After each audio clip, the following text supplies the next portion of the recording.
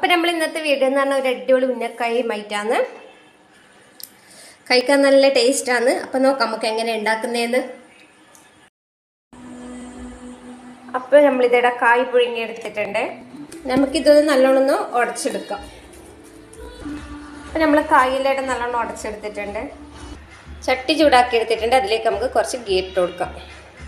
ഇനി ഇതിലേക്ക് നമുക്ക് ഉണക്കമുന്തിരിയും അണ്ടിപ്പരിപ്പും കൂടി ഇട്ട് കൊടുത്തിട്ട് നല്ലോണം വറുത്തെടുക്കാം.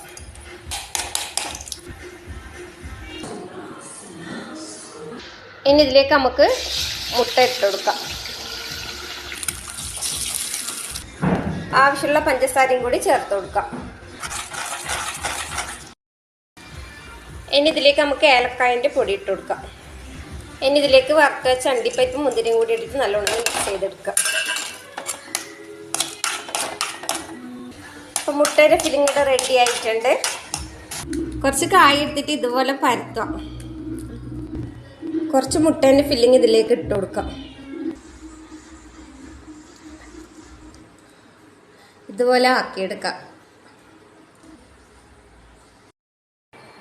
നമ്മൾ കായൽ മുട്ടേൻ്റെ ഫില്ലിങ്ങെല്ലാം നിറച്ചിട്ട് റെഡിയാക്കി വെച്ചിട്ടുണ്ട്. നമുക്കിത് ഓരോന്നായിട്ട് ചുട്ടെടുക്കാം. എണ്ണ ചൂടാക്കി എടുത്തിട്ടുണ്ട്. നമുക്കിത് പൊരിച്ചെടുക്കാം. അപ്പം നമ്മളെ കായയുടെ ഇവിടെ റെഡി ആയിട്ടുണ്ട്. ഇത് നമുക്കൊരു പാത്രത്തിലേക്ക് മാറ്റാം.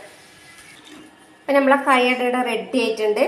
വീഡിയോ ഇഷ്ടപ്പെട്ടതാണെങ്കിൽ ലൈക്ക് ചെയ്യുക, കമൻറ്റ് ചെയ്യുക, സബ്സ്ക്രൈബ് ചെയ്യുക.